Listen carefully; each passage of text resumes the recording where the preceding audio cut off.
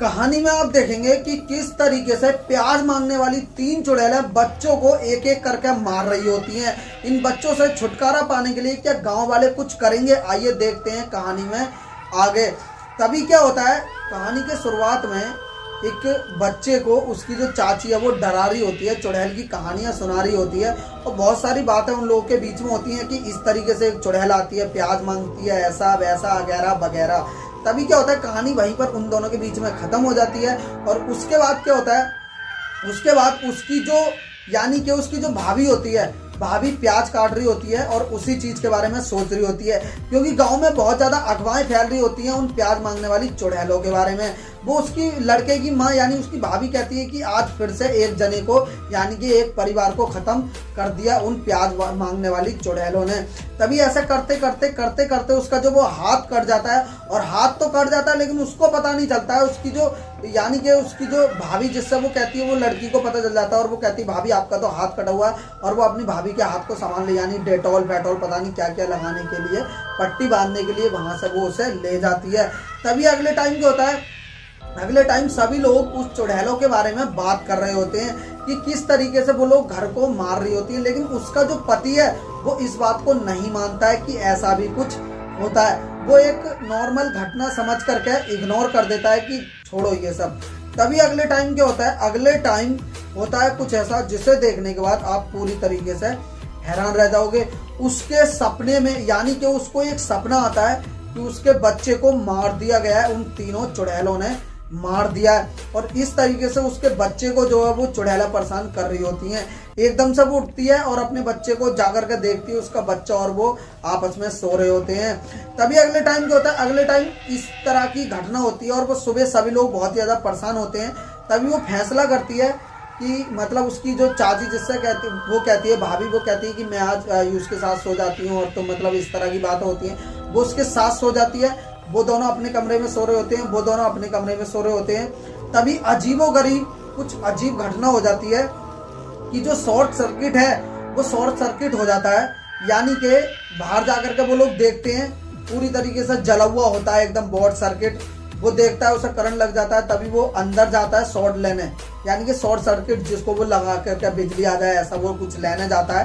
अंदर जाता है, उसे चुड़ैलें दिख जाती हैं, यानी कि चुड़ैलें उसे परेशान करने लग जाती हैं, लेकिन असल में वो परेशान नहीं कर रही थी, वो उसे कुछ बताने का प्रयत्न कर रही होती है। वो अंदर भाग जाती है उसको देखने के लिए, यानी कि अपने बच्चे को, और उसको देखने के लिए यानी लड़की को देखने के लिए जाके देखती है।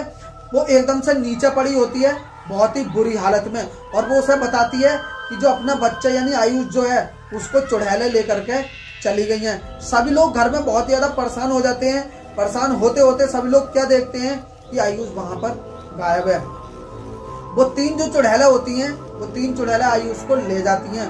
वो उनके पीछे पीछे चली जाती है, पीछे पीछे जाने के बाद वो वहां पर आखिरकार वो पहुंच जाती है और अपने बच्चे को एक जगह पर बैठे हुए देखती है, और वहां पर वो चुड़ैलें भी आ जाती हैं और चुड़ैलों से वो अपने बच्चे को छुड़ा करके ले जाती है। ले जाने के बाद फिर से वो सभी लोग एक जगह पर होते हैं, वो अपने कमरे में सो रहे होते हैं, वो सभी लोग अपने कमरे में सो रहे होते हैं। तभी क्या होता है, तभी अगले टाइम फिर से जो आयुष है वो गायब हो जाता है। आयुष तो गायब हो जाता है, तभी वो फिर से वो अपने बच्चे को ढूंढने लग जाती है। वो ढूंढते वो शुरुआत में जो बच्चा है वो अपनी माँ को बता देता है, यानी कि जो डर जाता है। वो 3 चुड़ैलें उसी घर में उसे मिलती हैं और वो उसे बता देती हैं कि चुड़ैलें हम नहीं है, चुड़ैलें वो, लेकिन वो इग्नोर कर देती है।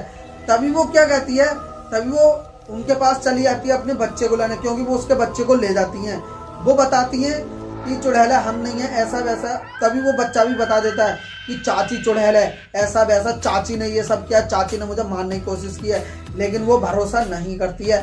घर में उसका पति होता है, उसका पति उसे आकर के देखता है, वो उसकी पत्नी उसे नहीं मिलती है। तभी वो अपनी सिस्टर से पूछता है, उसकी सिस्टर बताती है कि वो जंगल की ओर गई है, लेकिन उसके अंदर उसकी आत्मा, वो तो मर चुकी होती है, वो एक आत्मा बोल रही होती है, लेकिन उसका भाई वो समझ नहीं पाता है। वो कुछ गाँव वालों को लेकर के जंगल की ओर चले जाता है ढूंढने। वो उसे उसका बच्चा उन 3 चुड़ैलों के पास मिल जाता है, सब कुछ उसे समझाती है, लेकिन वो भरोसा कर लेती है।